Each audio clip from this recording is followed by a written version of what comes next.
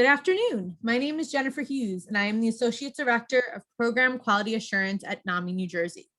Welcome to NAMI New Jersey's Multicultural Conversations webinar series, proudly sponsored by AmeriGroup.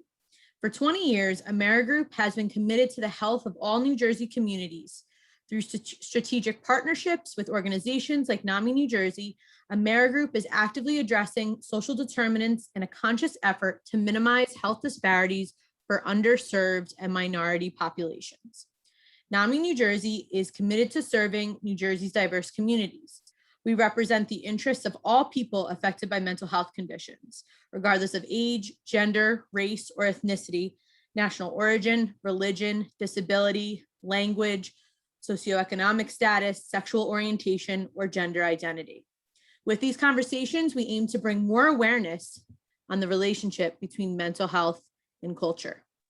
Today's topic is Pride Month Conversations, LGBTQ+, and mental health.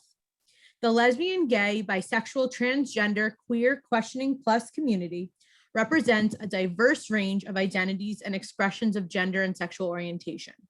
In addition to these identities, members of the community are diverse in terms of race, religion, ethnicity, nationality, and socioeconomic class. A valuable aspect of the LGBTQ+ community is a strong sense of pride and resiliency. While belonging to the LGBTQ+ community is a source of strength, it also brings unique challenges. For those who identify as LGBTQ+, it is important to recognize how their experiences of sexual orientation and gender identity can relate to mental health. We are honored to have our distinguished speakers joining us today. Matthew Witter is a licensed clinical psychologist at the City College of New York. He has been working in college counseling for several years. He has experience working in residential treatment settings, Head Start programs, community mental health centers, primary care clinics, and skilled nursing facilities. Matthew identifies as a white cis gay male and specializes in the clinical work with the LGBTQ+ population.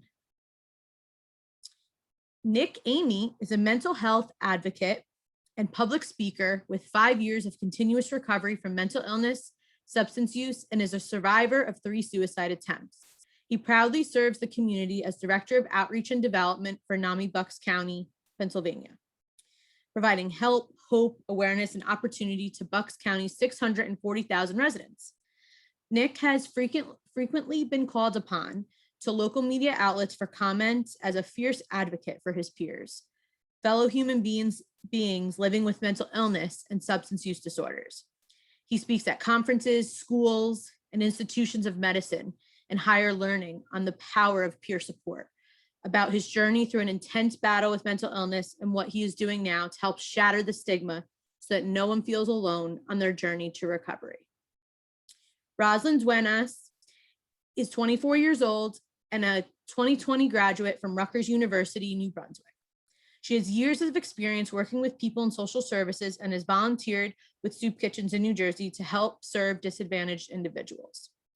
She has experience working with children who have emotional, cognitive, and social difficulties. In 2020, she joined NAMI New Jersey as an intern and currently holds the position of NAMI New Jersey's affiliate liaison. She has worked closely with the many programs NAMI New Jersey has to offer, including NAMI New Jersey in Espanol, where she was the program assistant.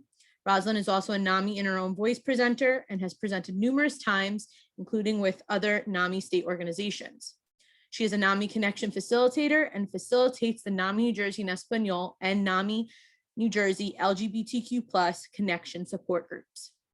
Matthew, Nick, and Rosalind, we are grateful that you are here and we look forward to this conversation. I will now pass it on to Matthew to begin his presentation, and then we will have a panel discussion. Thank you. Matthew? All right, everybody. Excuse me. Thank you for coming. We really appreciate it. My name is Matthew, and I'm a clinical psychologist. And so we're going to talk a little bit today, a very brief overview of kind of LGBTQ+ and mental health and what that means. I want to apologize in advance to everybody because I am a little sick, or I'm getting off a cold, so I sound a little funky, but we're going to make this work. Oh, okay. I think my video's off now. Oh, my video's working. Sorry about that. I was totally off. Okay, so let's move on. All right. So one of the main things that I always try to tell my clients who are queer is that being queer is not really a mental illness per se. Right? As many of you may know, in 1973, the DSM, or Diagnostic and Statistical Manual of Mental Disorders, depathologized homosexuality, where it was no longer a diagnosis, right? So just being gay is not a mental health issue, according to the DSM. In 1973, so only 50 years ago, right? Which is pretty wild. That's only been 50 years since our society has woken up to this. Being queer is beautiful and really doesn't mean that you're abnormal. And so what happens is much as the stress that queer people face is mostly due to discrimination and ignorance from society, right? So if we lived in a more tolerant society, I believe truly that mental illness would not be as severe as it is. But because we grow up in a society where maybe we have difficult coming out experiences. Maybe we live in an area where they tell you being gay is inferior to being straight or heteronormative. This is when mental health illnesses develop, like depression, anxiety, PTSD, etc. It's important to think about, why we have Pride Month, right? Pride is when Stonewall happened in 1969, and so the importance of Pride, even though some people may not, want to go to Pride or not like the festival, but it's important to be visible. And so I tell a lot of my clients, visibility is so important. When gay people can be visible and showing our strength in numbers and how proud we are of our community, that's when the work really can be done. Of course, as we know, there's bills continually be passed in the Senate to try to strip our rights. But the more that we're visible and out there, the better, right, for our community. So let's talk about a little bit about some statistics. I know statistics are kind of boring, and so we'll go quickly through this. But according to NAMI, queer adults are twice as likely than heterosexual adults to experience a mental health disorder. Transgender individuals are 4 times as likely as cisgender individuals to experience a mental health disorder. And then when we look at LGBT youth, they're twice as likely to report experiencing persistent feelings of sadness or hopelessness than their heterosexual peers. So, as we notice, right? Again, it doesn't mean just because you're gay, it doesn't mean you have a disorder, but being queer, we're almost twice as likely, or 4 times likely, if you're transgender, to have a mental health issue. So I think the important piece of looking at these statistics is to understand that our community, although we're very strong, there's still mental health issues that happen, and we need to support each other right through that with therapy, because therapy is amazing. Transgender youth are twice as likely to experience depressive symptoms, seriously consider suicide, and attempt suicide compared to cisgender, lesbian, gay, bisexual, queer, and question youth. According to 2013 survey by the Pew Research Institute, 40% of queer adults have experienced rejection from family members or friends. And that was just in 2013, right? So in 2019, a survey by Glisten showed that 86% of LGBTQ youth reported being harassed or assaulted at school, which can significantly impact their mental health. So it's interesting to me, right? 50 years after homosexuality was depathologized, we're still seeing discrimination in 2019. High school students who identify as lesbian, gay, or bisexual are more than 4 times likely to attempt suicide compared to heterosexual peers. And then 40% of transgender adults have attempted suicide in their lifetime, compared to only less than 5% of the general population. What leads to mental health disorders or suicide thoughts or attempts is a lot of trauma in our community. So, but trauma can look very differently based on the experience of the person who's coming out. So we have been traumatized one way or another, whether it's traumatized with intimate partner distress. Maybe there's loss of friends when you come out as gay, stares in public, discrimination, bullying, harassment, or as many of us have a difficult coming out experience with our families. And so that can lead to some type of trauma in our community. Something that happens a lot within the gay community, queer community, is internalized homophobia. And so what this is a form of personal homophobia, basically where an individual who's queer feels that they're inferior and feels that being gay is a sin, right? Again, when you grow up in a society that doesn't really teach gay or queer history, doesn't really teach, queer sex education, a lot of people coming out feel internalized homophobia. Like maybe it is wrong. Maybe it's wrong to be gay, right? Maybe it is a sin to be gay. Obviously, with community, we find that it's totally fine to be gay. But when we grow up in society that tells us differently, we definitely people can doubt themselves. And so, because of this, it's important to support each other and remember that we all have different experiences as queer individuals, and we cannot assume that we know what one person is going through just because we're both queer, right? So we have to really listen to each other in our stories and be supportive of that. Something that a lot of, I think a lot of textbooks in history doesn't really talk about is queer people of color, which, as we know, queer people of color experience much more discrimination than white queer individuals like myself. This sometimes within the queer community can be on apps like Grinder, Tinder, Hinge, all the other apps. I don't know apps, but it can be on apps or in other spaces, even at gay clubs or gay spaces, community spaces. Queer people of color continuously have felt discriminated. And so it's important that as queer people, we kind of fight for queer people of all colors, especially queer people of color, because these are typically left out of the queer rights discussion. And so it's important that we support queer people of color because they're more often likely to attempt suicide or even be killed by cis people, mostly cis heterosexual people.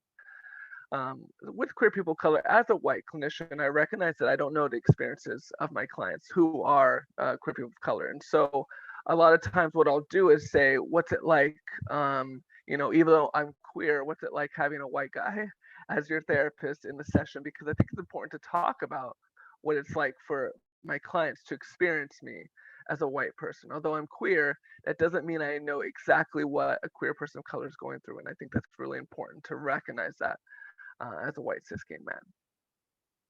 And so, with that, I think it's important to think about, finding a queer friendly therapist. Now, when we go to therapy, it doesn't mean exactly we're going to therapy because, for me, for example, me, I'm gay, right? I'm not exactly going to therapy just because I'm gay. Maybe it's because I'm depressed or because I'm having trouble with my relationship.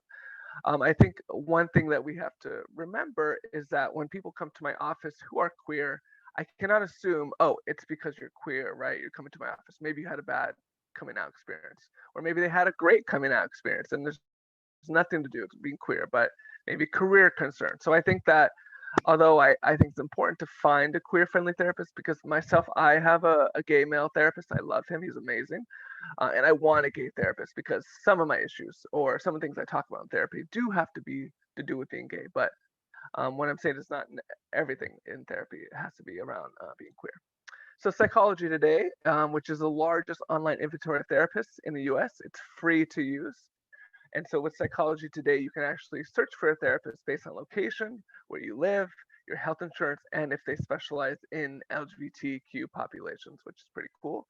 Another cool option is Violet, and this is also a search engine where you can find providers who have experience working in the LGBTQ community. Violet therapists are queer competent providers with extensive experience working in the community. And so Violet is another great option. Also, the National Queer and Trans Therapists of Color Network, which is a network of queer and transgender identified therapists of color, which is also helping transform mental health for queer clients of color. So that's a really cool service as well. And so I think this PowerPoint will be sent, or you'll have access to this, which will have all the links if you're interested in some of these. Pride Counseling, another which is strictly online therapy program, so which is operated by BetterHelp. Maybe some of you have heard of BetterHelp or Talkspace, right? So Pride Counseling is strictly 100% online, and it connects you with a licensed therapist in your state who is LGBT identified within the U.S. And so I'm also a counselor for Pride Counseling, and so I have gay clients who also live overseas, which is pretty cool. Lighthouse, another search engine that connects you with LGBTQ friendly healthcare and wellness providers in your area. This is more than just therapy. With Lighthouse, you can look for LGBTQ therapists, psychologists, psychiatrists, doctors, dentists, and etc., which I think is really a cool idea. Although I feel like, living in New York and New Jersey, most of my medical providers like doctors are LGBT friendly or understand LGBT, stuff going on. But I think Lighthouse is a great resource for that, especially for people that don't live in a maybe metropolitan area as well. And of course, LGBTcenters.org. I mean, that's the classic one that kind of connects you with all the LGBT centers in the U.S. in your area, in New York, in Jersey, Connecticut, Pennsylvania, right? So that's a great resource as well because most LGBT centers have some type of mental health support or know of mental health friendly queer providers. All right, so I realize I'm talking a little fast. I apologize. I'm also a professor and I always talk fast. My students always complain. So I'm going to try to slow down a little bit. But so coping skills.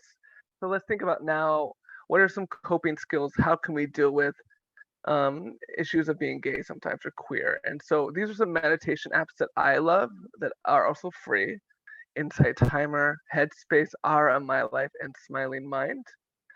Another thing that I do and a lot of my clients have felt helpful for coping is progressive muscle relaxation. So with PMR, this is where you tighten a muscle group for 15 seconds.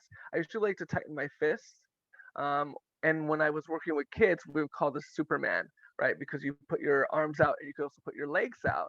And so what you do is tighten for 15 seconds as hard as you can and then release, right? So you tighten again and release. And you do that a couple times. And so progressive muscle relaxation is really helpful when you're really tense in your body because you're tightening those muscles, you're releasing them, so you're feeling more calm as you go. And so that's something I love to do. Deep breathing, which many people have probably done before. I love deep breathing because I think it's such an easy thing to do anywhere you are, right? You're sitting down the bus, you're sitting down in class. It's a really nice way to kind of center yourself. And with deep breathing, we call this the 5-5-5 technique. So you breathe in for 5 seconds, you hold for 5 seconds, and then you breathe out for 5 seconds. So I like the 5-5-5 just because it's easy for me to remember. Because some of them are like 8 seconds and 5 seconds, and I'm like, let's just do 5-5-5. It's super easy. And so with that, wherever you are, you can do that before bed in the morning. It's really really helpful. Another thing that I love to talk with my clients about is imagery. And so in imagery, in this technique, basically what happened is you imagine the last moment where you were completely relaxed. So you could be camping, you could be at the beach, you could be playing board games with your family. I mean, I love board games, right? So think about the last time that you were completely relaxed. And then I want you to think about the five senses, right? Taste, sight, sound, smell, and touch. And so what happens is you kind of imagine yourself in the scenario going back to that moment, thinking about what was around you, what were you thinking about, what were you smelling, tasting, hearing around you. And so what helpful about this is it kind of puts you back into that mode, right? We're programming our brain to go back. So if we're feeling tense, if we're feeling really overwhelmed, think about that time, right? And I guarantee you, your body will then emotion to the peace that you felt at that moment, right? And then you will feel more calm. So imagery is a great technique. So lastly, silencing the haters. I think that it's always difficult when, especially with Facebook and Instagram and now social media, you have all these extremist groups or homophobic people coming out of the woodwork, you know, citing free speeches, I can spew my homophobic BS, right? And so I think it's important to understand that it's good to, advocate. It's good to be visible. It's good to say like, I want to help my community, but it's also sometimes can be exhausting, right? And so I always say like, when you're working a group, sometimes you need to take a step back and let a friend kind of continue on the work because again, advocacy and activism are so important, but it can be really exhausting. One thing that I always caution my clients, don't be a keyboard warrior on social media because it's very rare. I mean, you can like maybe one time out of 10 if you're talking with somebody on social media, and I don't know if you've had this conversation, right? If you're talking with somebody, you could change their mind or could reason with them, but most people don't listen, right? Some people will listen, others may not. some people may take the time to reflect and say, wow, I didn't know that about the queer community. Thank you for informing me. I think the best thing that we can all do is be authentic and live our truth, because somebody's always gonna be annoyed with us, right? Because we're queer. We can't change that, but we can really we can really change the way we spend our time with the people that we love and respect. And we're not our job is not to educate every homophobic person. We can try, but we really want to just be happy with ourselves and around people that love us, right? That's the most important thing. All right, and so that's done with my presentation. Here are some of the resources which I hope that we'll be able to give you. But if you have any questions, please enter that in the Q&A, and I'd love to hear more about that. Let me stop sharing. Sorry. I am so bad with this. Thank you so much, Matthew, for the wonderful Sure. presentation. And like Matthew said, if you have any questions about this presentation, just type them in the Q&A. And in our last 10 minutes, we'll definitely try to answer as many questions as possible. Now we're going to begin our panel discussion or panel conversation. So I'm going to start with Nick and ask you a little bit if you can talk a little bit more about yourself and a little bit about your involvement with youth and how the community helped you. Sure. So my name is Nick Amy, and I am, as we said, the Director of Outreach and Development for NAMI Bucks County. So Alliance and NAMI means family to us. So I'm so happy to be here with my New Jersey family. But that's kind of what I found at NAMI when I came to it. Is I started with the Ending the Silence program, which is our in-school youth-based early intervention program. And what I found was when I got up on stage to talk to groups of kids and said I'm part of the LGBTQ plus community, I didn't receive the same kind of backlash and bigotry that I received in school. And so I kind of found that this was my family. And that's how I started working with youth in our community. And it's been really rewarding. And I found that a lot of the ideas that people have about me being gay, say in the community, can be changed with somebody standing in front of them that has done great things and talks about that and is an inspiration. It becomes less stigmatized, just like the conversations we have about mental health. So I'm actually really excited to do what I do at NAMI, and what that Ending the Silence expanded into were me overseeing support groups, and part of those support groups are our teen or youth support groups, and we also have LGBTQ plus support groups, which you now have over at NAMI New Jersey. And that's been an amazing experience as a place for kids to come and talk about, things that I experienced when I was little, people asking if I was a boy or a girl. I couldn't go home and talk to my parents about that because then for sure they'd know and I'd get locked up somewhere. But now kids do have a place to come and talk about that in our groups. And our LGBTQ plus community, I'll reiterate what Matthew said, this is not a mental illness in and of itself, but a lot of how we're treated it affects our mental health. And I can say with certainty that is what affected my mental health when I was younger. So I'm glad to be part of the solution now. So that's a little bit more about me and my involvement. Thanks, Nick. Yeah. So much. And just to ask you a little bit more, I know you talked about starting groups and has helped you throughout your journey. Why do you think that it's so important to have these inclusive spaces for the LGBTQ plus community?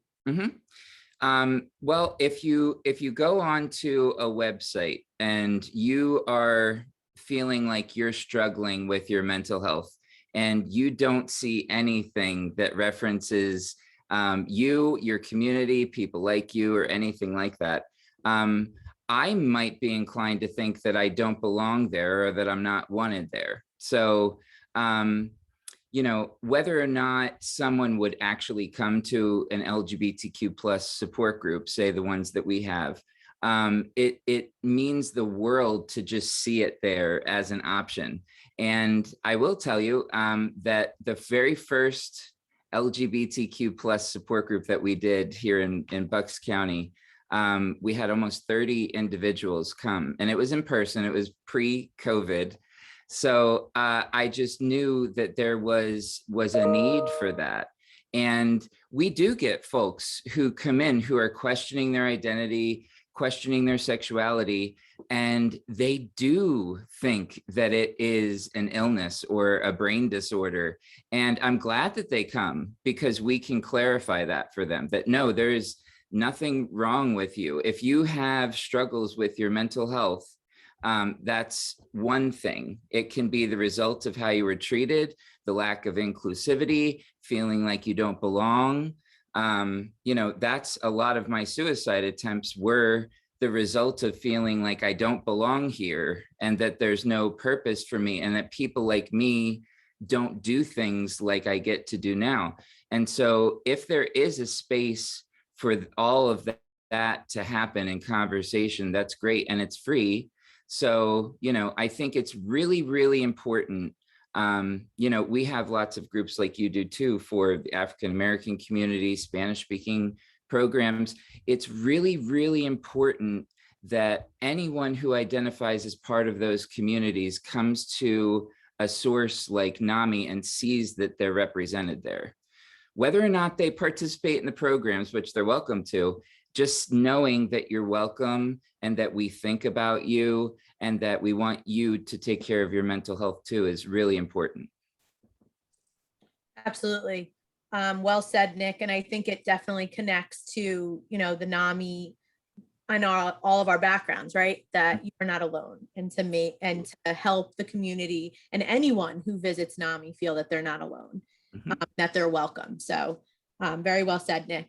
I'm going to move on to Roslyn to ask you a couple questions. Can you talk a little bit more about your mental health journey, as well as being a member of the LGBTQ plus community? Well, first I want to say thank you for having me on the panel. So my mental health journey, I started feeling like symptoms of depression from a very young age, but it was related to trauma. But I guess tying mental health to my journey as a queer woman, I remember when I was 16, I was in my first like relationship, you know, first love, and it was with a woman. And I told my mom because she was like suspecting and such. So I came out to her, and her first response was to take me to therapy. But I found it kind of funny because I knew I needed therapy for other reasons. But in terms of both identities, it's definitely impacted my mental health, being a queer woman, just the lack of acceptance in my family, just because of culture and religion. So I was raised Catholic. So, and this is not everyone's experience. I want to emphasize that because I don't want to label any religion or every like Latinx as like homophobic or anything. This is just my experience. So for me, religion was a big part. You know, it's, homosexuality is a sin in the Bible. And then I was born in Peru. My whole family is Peruvian, and it's not really accepted there, or, you know, people are ridiculed. So that definitely impacted my mental health, just not being able to feel accepted and loved at home. I was actually scared when I first came out because when my mom said therapy, I was like, oh God, she's gonna take me to like, you know, like shock therapy. Like it was very scary. But thankfully I had the support of like my friends at the time. But besides the lack of acceptance, I think in terms of my mental health, just as Matthew discussed earlier, just a lot of internal homophobia. Just because I always felt like I would be like disappointing my family if I lived my truth and I was just myself. So I always was like, no, I can't do this. Like, no, it's wrong with me. Um, so yeah, just I always felt like bad about myself, I guess. And then also, as I mentioned before, I had a lot of trauma as a child. So at one point, I wasn't sure if I was actually gay or if it was just I had a fear of men. So that also played a huge role because it gave me a lot of anxiety, made me depressed. I was very confused. So that's a little bit about my journey. Thank you so much for sharing your story and for your, courage and resiliency. And I just want to ask you a little bit more about how your family has, how have they coped along the way? How has has the reaction changed? Have they been more supportive? What is it like for you now? Yeah, I mean, I think it's an important question to ask because a lot of times family members need time. And like it took me a while, I guess, like when I was younger, I was like, wow, like you're just messed up. Why don't you just accept me? I'm your child. But as the older I got, the more I realized, like they were raised in a different time, culture. Maybe they learned what their family members taught them at the time. So it was something completely different. So for me, I first came out as bisexual, and my family was like, oh, well, maybe it's just a phase. We'll accept you if you still think this way or are this way when you're older. And then now that I'm 24, so it's been like 8 years since I first came out, they were just like, well, you just never been in love with a man. So how would you really know? But it's like, I can't force myself to do something. So in some ways, it's like they're more accepting. But there's still some comments made that are hurtful, frankly. So it's like at the end of the day, I know that like deep down, like my parents and family love me. But I just have come to terms with the idea that like I won't ever 100% be accepted, but it's just I I have to do what's best for me. So it's like I'm not gonna like be in a unhappy like relationship or anything, just to please them. And I think a big factor was for my parents was that it's like they thought that I would be missing out on like a lot of things like marriage and kids.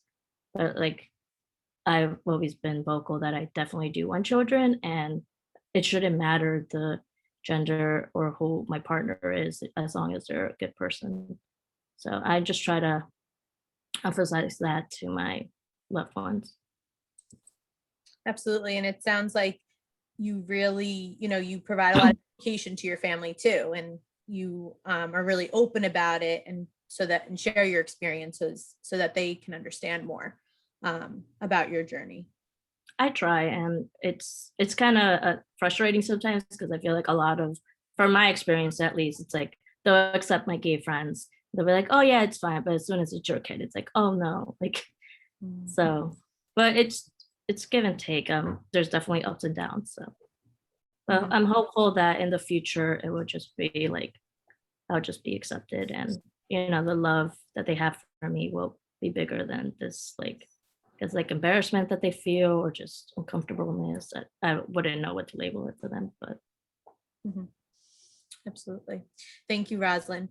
Matt, so Matthew, I'm going to refer a little bit back to your presentation. I know you talked a lot about, you said that you're a member of the LGBTQ plus community as well as being a clinician. So how has your experience been, working with the LGBTQ plus community while being a member? What is that like for you?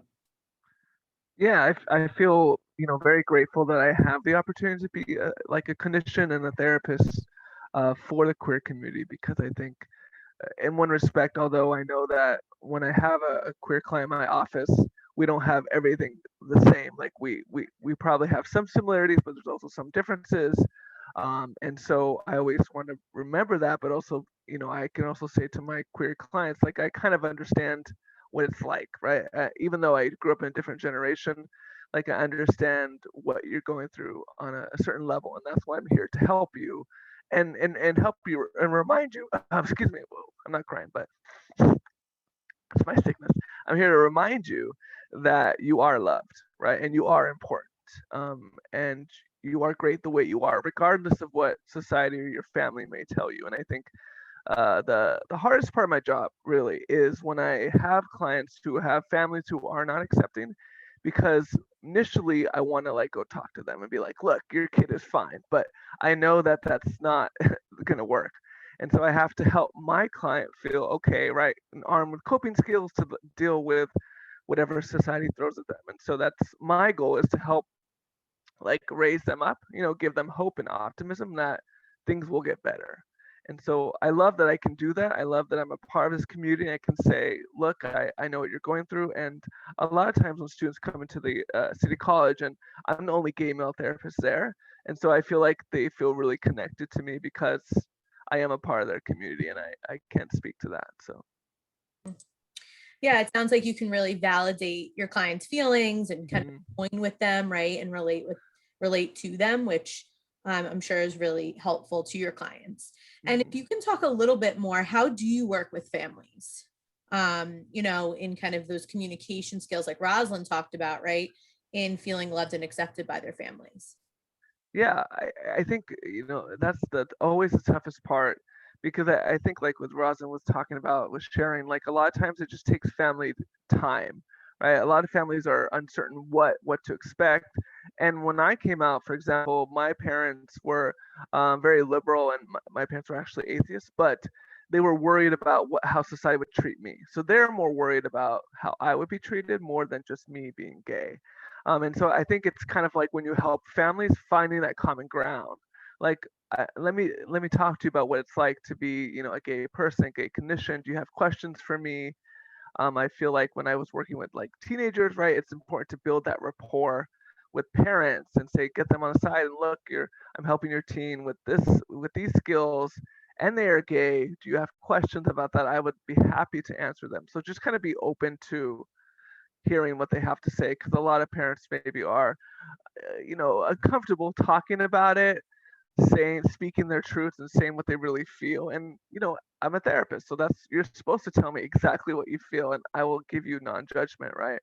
I appreciate families that come to me and actually tell me, yeah, I don't feel it's right, I don't feel God believes this is so, and then I'm like, okay, good, I'm really glad you told me that, let's talk about that a little bit. Right. So I think it's just having that conversation, finding the common ground. What are they scared of? How can I help them with that?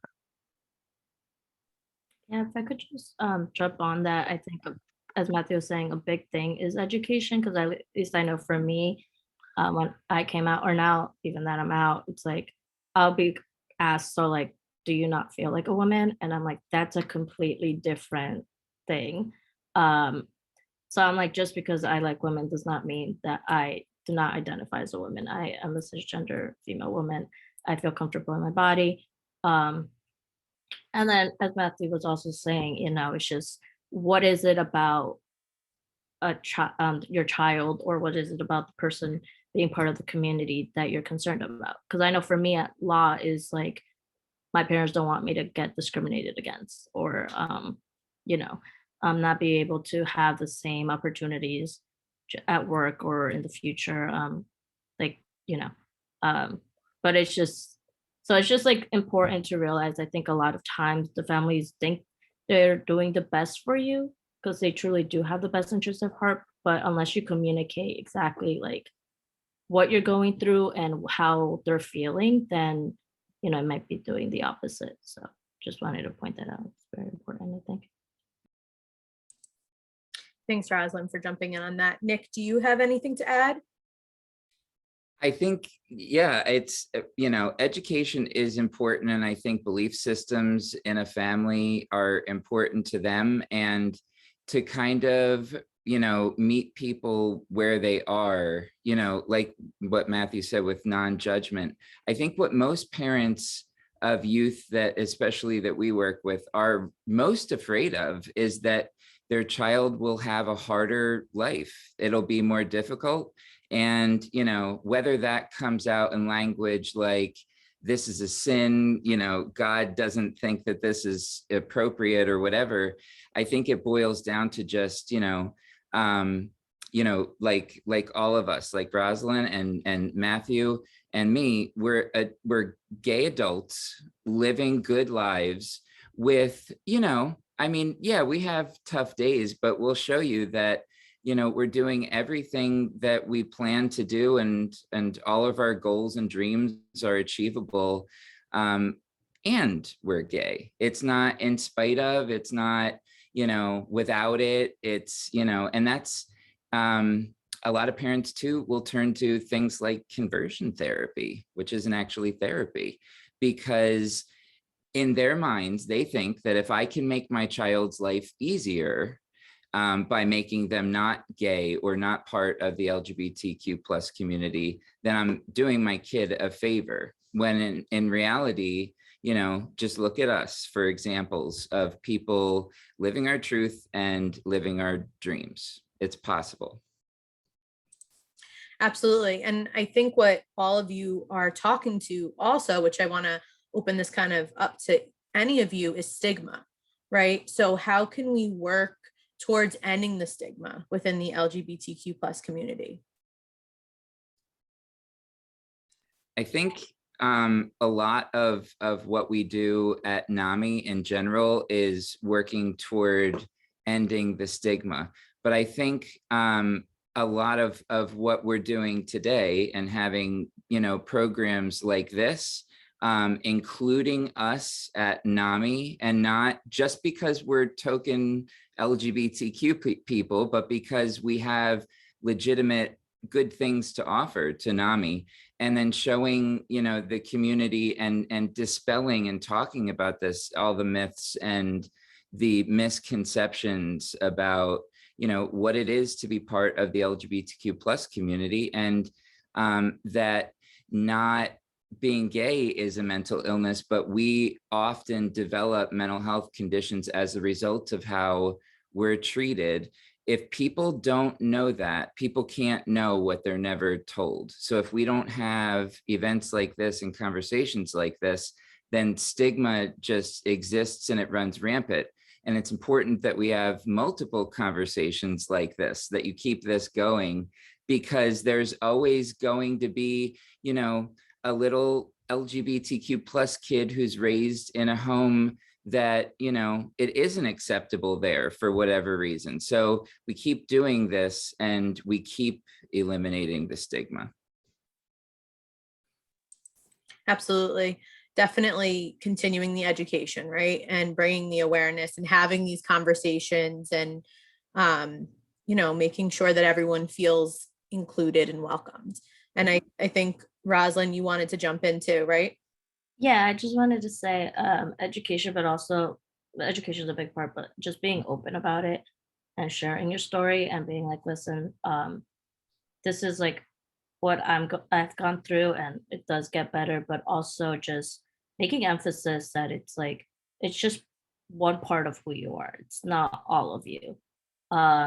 So I guess in a way it should be normalized because we're all just human beings, So I think making that a point and just being open, which it depends on every person, but it's like even in a workplace area, we should all strive to like feel comfortable to just, if the conversation comes up about like partners or something, like just being open, and if people have a problem with it, try to educate them, and if there's nothing else that can be done, then but you're still not hiding. Like, I don't think you should, again, like, it depends on every journey, because some people are not as comfortable, but I think just being open ends the stigma, because then other people see like there's other people like me.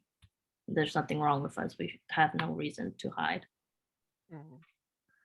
Right, and if I could just add too, it reminds me of like visibility, right? So, um, I've noticed like when people ask, "Oh, your wife," and I'm like, "No, actually, my husband," and they're like mind blown, right? But I think that I always say my husband. I don't say my partner because I feel like saying husband really like solidifies like I'm totally gay, and that's okay, right? So even like my straight clients, my straight male clients, and who are very broy, I still say my husband. I want them to understand like it's okay. Like you can still have a conversation with somebody and have stuff in common, and they can still be gay and have a husband. And right, so I think the visibility piece of the ending stigma is so important, and just like correcting people about pronouns, just correcting people and say, oh, actually, no, I'm gay, I don't have a girlfriend, and then move on. I think also just as you mentioned, visibility, not to stereotype. Um, like don't just think like because the person dresses or looks a certain way or talks a certain way or acts a certain way that they're a certain identity. I know for myself, I tend to be very girly, so when people like when they find out, they're like, "What? Like you don't look gay," like whatever that means. So it's like just be very self-aware that everyone is different and not assume because that can sometimes be stigmatizing on its own. Absolutely. And I like what you all are saying in regards to correcting others, right? Like correcting someone if they are using a label, or they're not like saying spouse or saying partner when you're like, no, it's my husband, right? Like I like that, you're really strong in that area. And that kind of leads me to my next question on how can we tell people, family, friends, the community, the general community, how to support someone who identifies as LGBTQ plus, right? Like if you are correcting someone, what is the best response? What is the best way that someone can support the community more?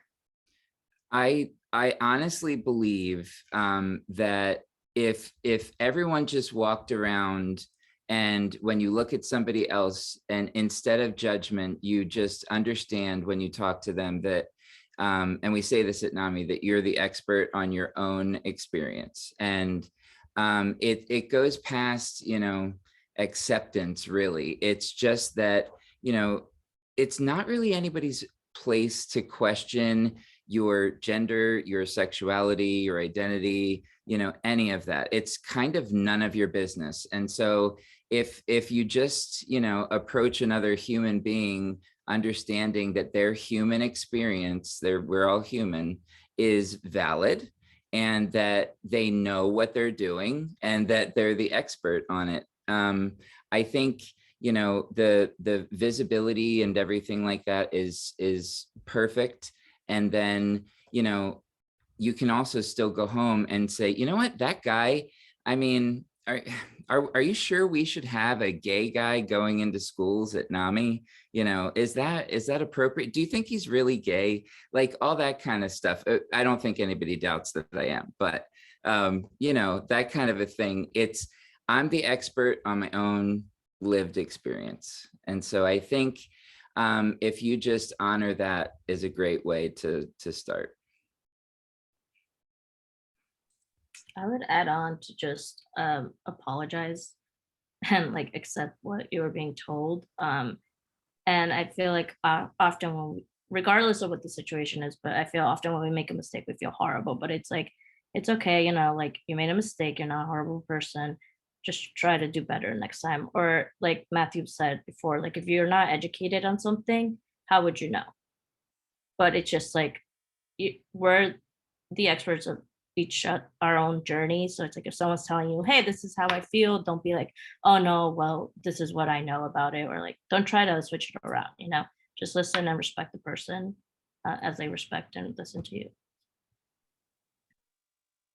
Yeah, just to add on that, it's like listen to somebody, the expert of their own story, reflect on, okay, I'm sorry that I've definitely misgendered students in my office, and I'm gay, right? So I'm always like, gosh, like I don't know everything. And that's okay. We're not expecting you to know everything. Just do your research, and if you have questions, just be open. I'm always open for people to ask me questions about my experience as a gay person. And I think that's one way to reduce the stigma, is just being open to having those conversations, right? You think about contact theory, which states that when somebody makes contact with somebody that they maybe they're homophobic, but then they meet a gay person and they're like, oh, they're not that bad, right? It's all about contact theory. So the more we can do that with families and people who are maybe close-minded to have contact with us, they'll realize we're just like them. Yeah, that's really well said. So really, being self-aware, right? Educating yourself. And like you said, Nick, you're the expert on your lived experience, and it's everyone, if they choose to share their experience, they choose to share their experience, and just being open-minded when you talk to anyone, and have a conversation. So thank you all for this great discussion on sharing your perspectives, your experiences. What I would like now, since we have about 10 minutes left, is to hear from our audience a little bit. I do apologize, there isn't a Q&A box, but there is a chat box. So if anyone has any questions, please type it in the chat box, and we'll definitely ask our panelists for the next 10 minutes. So we hope to continue this conversation a little more. Nothing offends me. You can ask whatever you'd like. I probably said it in a speech before anyway, right? We all have, I'm sure.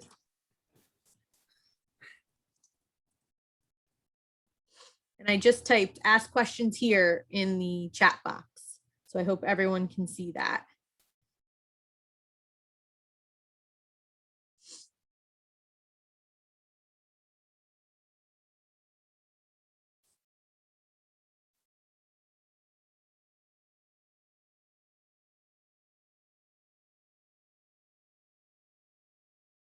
Oh, we have a couple participants raising their hand. If you can please type it in the chat. I'm so sorry, we're not using the raise hand feature for this webinar.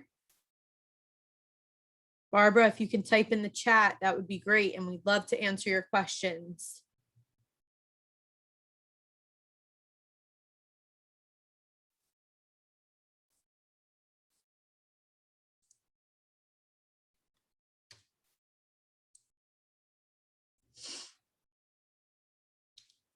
And if you're unable to see the chat box, which I hope you aren't, because I see two hands, I can try to allow you to talk to ask a question.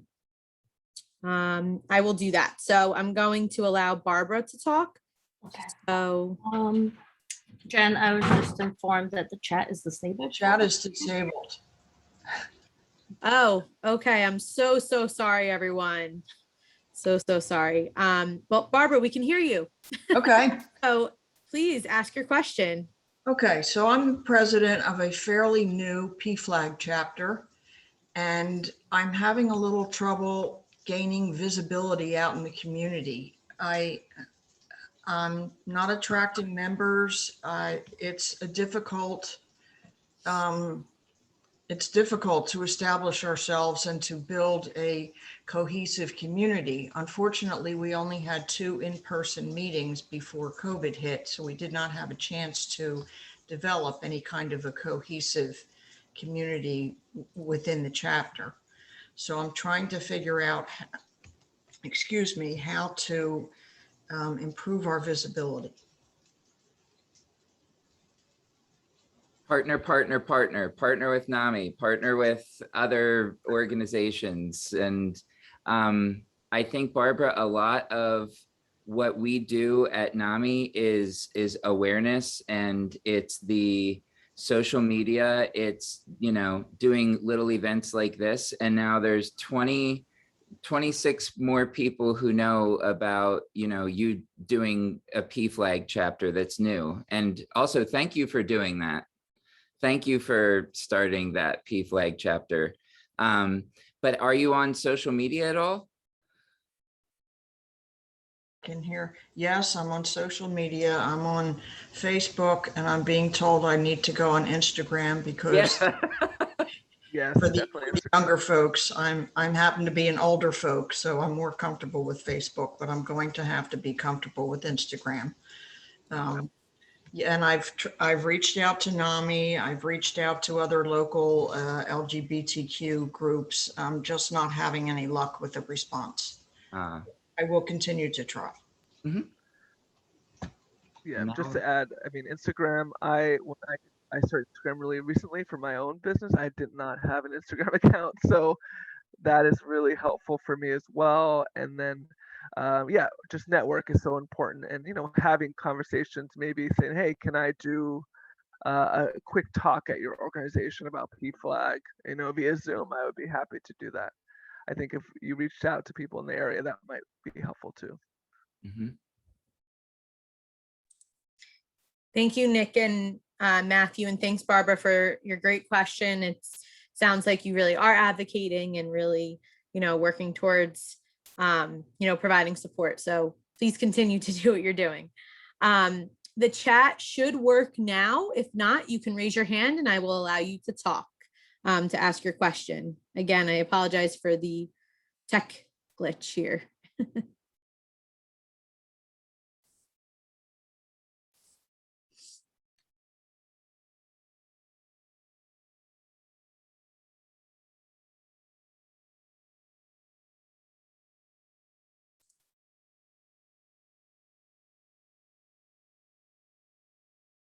I know there was a hand before. I didn't get to see who it was. Was it Alyssa? I'm not positive. I saw quite a few. I know. And then I'm not sure where the hands, let's see.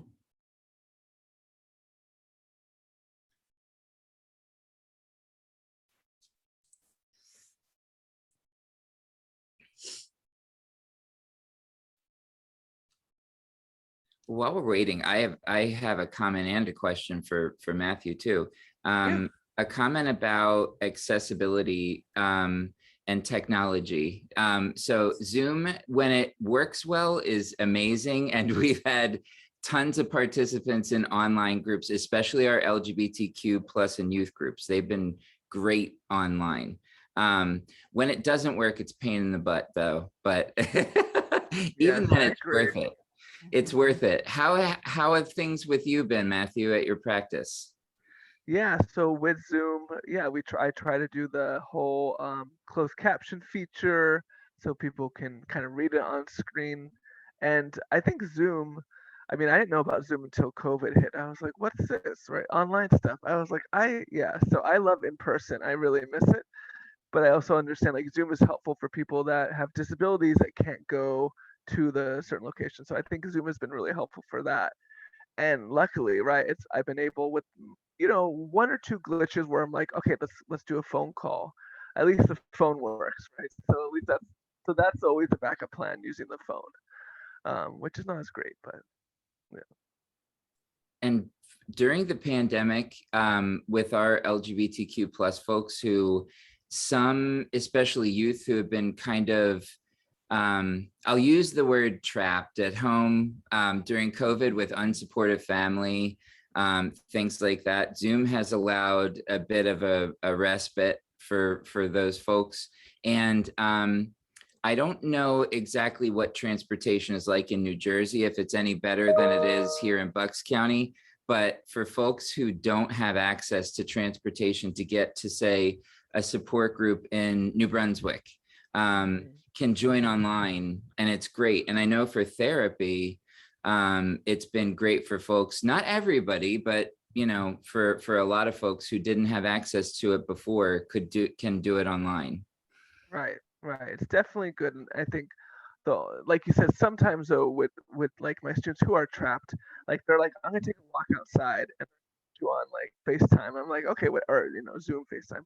And I was like, whatever works. If you want to take a walk outside, we can look at the birds. I don't care. Like, so we've had to be flexible, right? If they can't be privately at home, or like when they're Right. at home, they're whispering. I'm like, okay, like we got to figure out a better way for you to like express yourself. But yeah, that's totally true. Mhm. Yeah, definitely. And I think, it sounds like accessibility is a good thing with having Zoom, but there's definitely some pros and cons to both. I think that we've all learned, I know through our support groups, that being able to offer both online in person is kind of the perfect combination, I think, for the future as we move forward. Right. Same. Definitely think That's that's what the future, right? It's going to be Yep. hybrid, online and in person. That'd be great. Mhm. Yeah. There's nothing like going to a support group in your pajamas or, you know, or whatever. Yes. We had someone in our last support group from Florida, and he was saying how he was very happy that that everything's on Zoom now, because it's like they don't, where he's from, they have like no LGBTQ plus friendly service, which is very insane to me. But so it's good that we're able to reach people at different distances. Absolutely. Well, it is about 3 o'clock, so we are going to begin to conclude our webinar, and I will let everyone know that in the survey that will pop up after this webinar, please enter any questions that you have, if you did have any, and I apologize for the tech glitch again. But I do want to take the opportunity to thank our panelists so much. Thank you, Matthew. Thank you, Nick and Roslyn, for joining us and sharing with us your valuable information, your experiences, for sharing your story. It was a very powerful conversation. Before we close, I do want to share our NAMI New Jersey website so that you can see where you will be able to find this webinar once the recording is posted. Okay. Let me share my screen.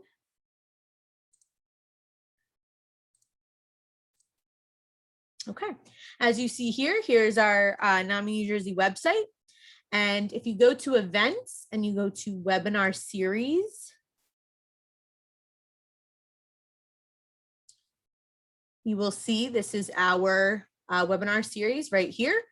Is this Pride Month Conversations, LGBTQ plus and mental health. And the recording and resources and PowerPoint presentation will be found here. Also, you can find our past webinars that we have had, our past multicultural conversations, as well as our webinar series that we did in 2020 as well. So a lot of great resources in this area. If you're in need of online support groups, or you're interested in learning more about our LGBTQ plus support group, you can visit our online support groups page, which will which will have all of our groups. And here's the LGBTQ plus NAMI Connection Recovery Support Group.